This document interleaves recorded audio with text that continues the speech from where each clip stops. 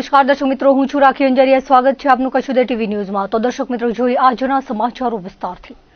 અબડાસા તાલુકાના દરિયાઈ વિસ્તારમાં એજન્સીઓ દ્વારા હાલ તપાસ કરવામાં આવી રહી છે. ત્યારે સોમવારે સ્ટેટ આઈબી, એસઓજી, જખૌ મરીનના અધિકારીઓ કર્મચારીઓ પેટ્રોલિંગમાં હતા ત્યારે ખિદ્રતપીર ટાપુ પરથી બિનવારસુ એઆઈએસ સિસ્ટમ મળી આવી હતી. આ સિસ્ટમનો ઉપયોગ દરિયાના લોકેશન ટ્રેક કરવા માટે વપરાય છે. તે સોલાર અને સેટેલાઇટ આધારિત છે. દરિયામાં જહાજોમાં તેનો ઉપયોગ થાય છે, જે દરિયાની ઊંડાઈ, માછલીનો જથ્થો, ઝાડ સહિતની માહિતી પૂરી પાડે છે. આ સિવાય state IB, Jakhau marine police, BSF અને એસઓજીને પેટ્રોલિંગ દરમિયાન સૈયદ સુલેમાન પીર ટાપુ વિસ્તારમાંથી ડ્રોનનો તૂટેલો પાંખડો મળી આવ્યો હતો. આ બાબતે એજન્સીઓ દ્વારા તપાસ હાથ ધરવામાં આવી છે. કચ્છનો દરિયાકાંઠો ફરી એકવાર માદક પદાર્થોની હેરાફેરીને લઈને ચર્ચામાં આવ્યો છે. જખૌ મરીન પોલીસ સ્ટેશન વિસ્તારમાં આવતા દરિયાઈ પટ્ટી પરથી ફરી એકવાર શંકાસ્પદ માદક પદાર્થના 10 પેકેટ મળી આવતા સુરક્ષા એજન્સીઓ સતર્ક થઈ ગઈ છે. કચ્છની સંવેદનશીલ જળસીમા પર છેલ્લા ઘણા સમયથી નશીલા પદાર્થો બિનવારસી હાલતમાં મળી આવવાનો સિલસિલો યથાવત રહ્યો છે, જેમાં આજે વધુ એક કડી ઉમેરાઈ છે. ઘટનાની વિગતો મુજબ સુરક્ષા એજન્સીઓની ટુકડીઓ દરિયાઈ સીમા પર નિયમિત પેટ્રોલિંગમાં હતી ત્યારે સૈયદ સુલેમાન ટાપુ પાસે શંકાસ્પદ વસ્તુઓ નજરે પડી હતી. Jakhau marine police, state intelligence bureau અને સ્પેશિયલ ઓપરેશન ગ્રુપની સંયુક્ત ટીમે તપાસ હાથ ધરતા ત્યાંથી બિનવારસી હાલતમાં પડેલા 10 પેકેટ મળી આવ્યા હતા.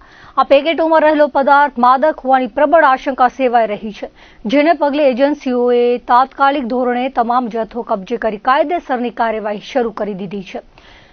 સીમાવર્તી જિલ્લાના દરિયાકાંઠેથી સમયાંતરે ડ્રગ્સના પેકેટ મળી આવવાની ઘટનાઓને પગલે સ્થાનિક પોલીસ અને કેન્દ્રીય એજન્સીઓએ સર્ચ ઓપરેશન વધુ કડક બનાવ્યું છે. આ 10 પેકેટ ક્યાંથી આવ્યા અને તેના મૂળ કયા દેશ સાથે જોડાયેલા છે તે દિશામાં હાલ ઊંડી તપાસ ચાલી રહી છે.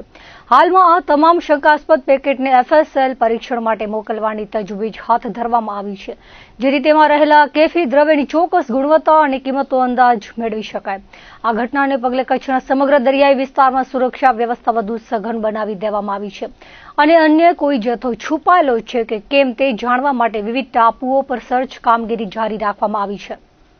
કચ્છના કુદરતી વારસા સમાન અને પક્ષીઓના સ્વર્ગ ગણાતા છારીડન પક્ષી અભયારણ્યની આસપાસની આશરે 4500 એકર જેટલી વિશાળ જમીન સોલાર પાવર પ્રોજેક્ટ માટે ફાળવવામાં આવતા પર્યાવરણ ક્ષેત્રે ચિંતાનું મોજું ફરી વળ્યું છે.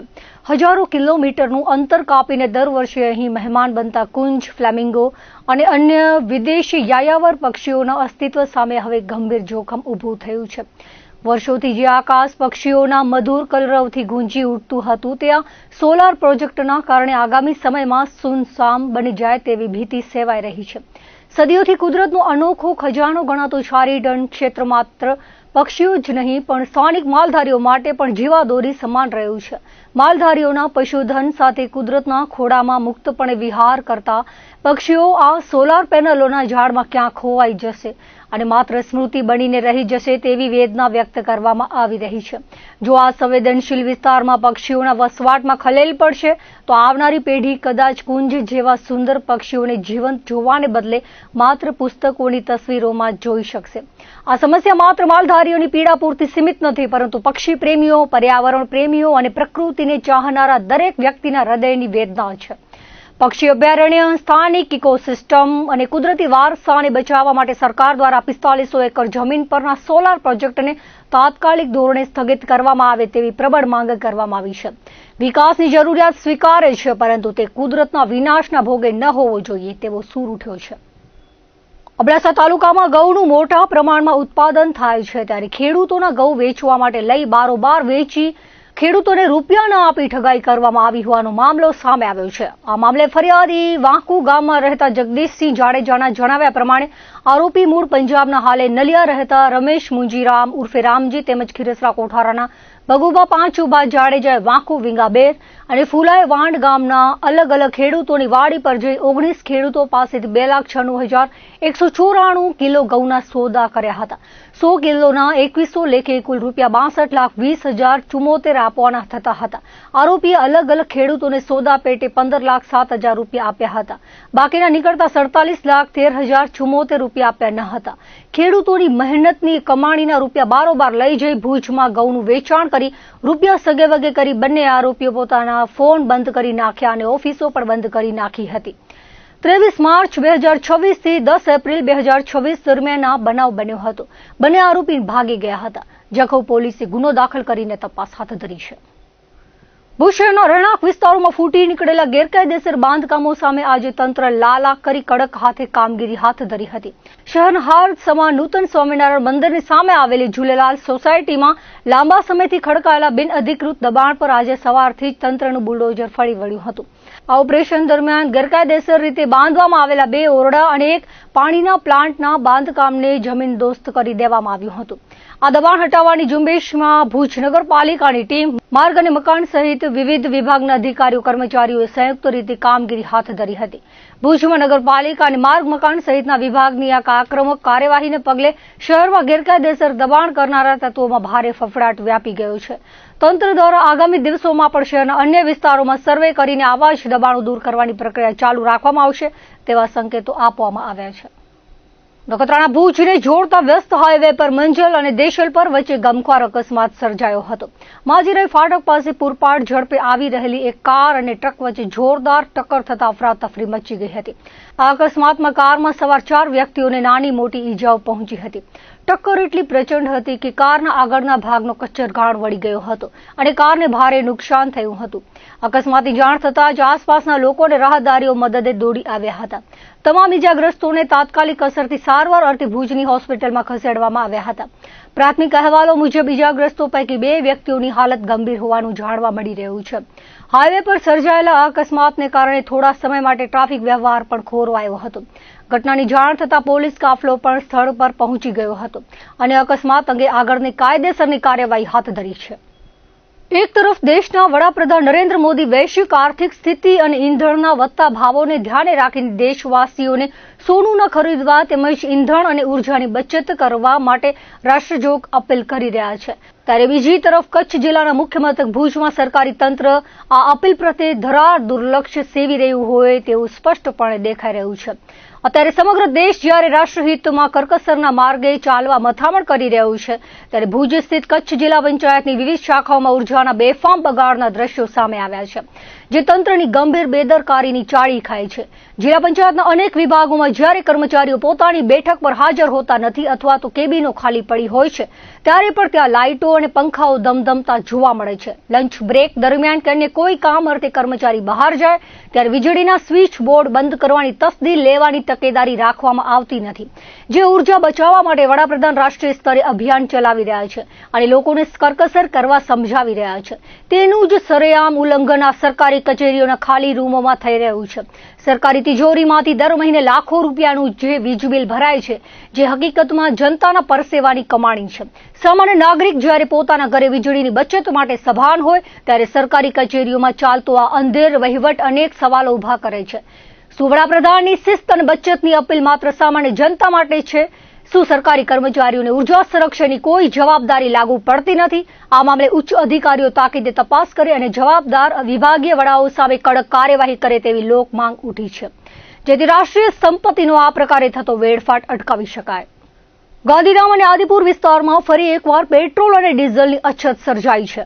આદિપુરના રોટરી સર્કલ નજીક આવેલા પંપ પર માત્ર પેટ્રોલનું જ વિતરણ કરવામાં આવી રહ્યું છે, જ્યારે આઈઓસીના પંપ પર માત્ર ડીઝલ ઉપલબ્ધ હોવાનું સામે આવ્યું છે. ઈંધણની અછતને કારણે વાહન ચાલકોમાં ભારે હાલાકી જોવા મળી રહી છે. વિવિધ પેટ્રોલ પંપ પર વાહનોની લાંબી કતારો જોવા મળી રહી છે અને જથ્થો ખૂટે તે પહેલા જ પોતાના વાહનોમાં ઈંધણ પુરાવા ઉમટી પડ્યા હતા. મોથાળા ખાતે મંગે પરિવારના આશાપુરા માતાજી મંદિરના 37મા પાટોત્સવની દ્વિદિવસીય કાર્યક્રમમાં ભક્તિસભર ઉજવણી કરવામાં આવી હતી. મોથાળા ખાતે મંગે પરિવારના કુળદેવી શ્રી આશાપુરા માતાજી મંદિરના 37મા પાટોત્સવ નિમિત્તે દ્વિદિવસીય કાર્યક્રમ યોજાયો હતો. મહોત્સવના પ્રથમ દિવસે સાંજે 4 કલાકે માતાજીના મંદિર મધ્યે હોમ હવન યોજાયા હતા. શાસ્ત્રોક્ત વિધિ ભરતભાઈ શાસ્ત્રીના મુખ્ય આચાર્ય પદે ભૂદેવોએ સંપન્ન કરાવી હતી.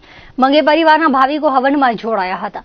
ત્યારબાદ સાંજે જનરલ મીટિંગ યોજાઈ હતી, જેમાં ટ્રસ્ટના હિસાબોનું વાંચન કરી બહાલી અપાઈ હતી અને મંદિરના વિકાસ માટેની ચર્ચા કરવામાં આવી હતી. નવા હોદ્દેદારોની વરણી કરાઈ હતી. રાત્રે માતાજીની ભક્તિના દાંડિયા રાસનું આયોજન કરાયું હતું. બીજા દિવસે સવારે આઈશ્રી આશાપુરા માતાજી મંદિરે નૂતન ધ્વજારોહણ સાથે માતાજીની આરતી યોજાઈ હતી. ત્યારબાદ ભવ્ય શોભાયાત્રા મંદિરથી ગામના રાજમાર્ગો પરથી પસાર થઈ માતાજીના મંદિરે પહોંચ્યા બાદ બપોરે મહાપ્રસાદ યોજાયો હતો. મંગે પરિવારના દેશ વિદેશથી ભાવિકો દિવસીય ઉજવણીમાં પધારતા મોથાળામાં મંગે પરિવારના સ્નેહ મિલન અને પરિવાર મિલનનું વાતાવરણ સર્જાયું હતું. વર્ષમાં એકવાર મંગે પરિવાર એકબીજાને મળી ધન્યતા અનુભવી હતી. મહોત્સવના આયોજન માટે કારોબારી સમિતિ તથા સ્વયંસેવક એવં કાર્યકર્તા વસંતભાઈ કરસનદાસ, શંકરલાલ જેઠાલાલ, દામજી નરસિંહ, મહેન્દ્ર બાબુભાઈ, અશોક શંકરલાલ, જગદીશ ચૈત્રભોજ, રામજી માવજી, શંકરલાલ હિરજી, અરવિંદ હિરજી, નવીન મુરજી, હર્ષ પ્રતાપ, ભીમજી ખેમજી, રમેશ નારાયણજી, સુરેશ મુલજી, હરેશભાઈ રઘુભાઈ, મોહન ધીરાવ, કાનજી પ્રધાન, જગદીશ શ્યામજી, નવીન ચૈત્રભોજ, અમિત સુરેશભાઈ, મહેશ શંકરલાલ, અનિલ મોરારજી, કરમસિંહ લાડક સહિતના મંગે પરિવારે જહેમત ઉઠાવી હતી. અખિલ ભારતીય સિંધી ભાનુશાલી મહાજના પ્રમુખ અને કચ્છુદના મોભી ગંગારામભાઈ ભાનુશાલી, મનોજભાઈ ગંગારામભાઈ ભાનુશાલી અને માનવભાઈ મનોજભાઈ ભાનુશાલી સહિત મંગે પરિવારના ભાઈ બહેનોએ ઉપસ્થિત રહી માતાજીના મંદિરે આસ્થાભેર શીશ નમાવ્યું હતું. આ પ્રસંગે ગોવિંદભાઈ રવજી ભાનુશાલી સહિતના અગ્રણીઓએ પણ દર્શનનો લાભ લીધો હતો. શ્રી મંગે પરિવાર આશાપુરા મંદિર ટ્રસ્ટ આજ જો 33મો પાઠ ઉત્સવ ધામધૂમથી ઉજવેલા કરે જુનાગઢ, રાજકોટ, ગાંધીધામ, મુંબઈ અને પોરબંદરથી પધાર્યા અને ભાવિકે જે આશરે સંખ્યા 1200થી 1300 જેને જો સમાવેશ થયો. શોભાયાત્રાની બહુ સારી રીતે શરૂઆત થઈ છે. મહાપ્રસાદની અંદર બી સારા દાતા પરિવાર તરફથી સારું યોગદાન મળ્યું है અને સૌથી વધારે ખુશીની વાત એ है કે મંદિર જે સેવાલા કરે કાયમી મહાપ્રસાદ 2,51,000 વાળા એના આપણે 14 નાલા જીવ્યા અને 14 નાલાજી વચન પૂર્તિ થઈ રહી है એટલે બહુ આનંદની વાત है.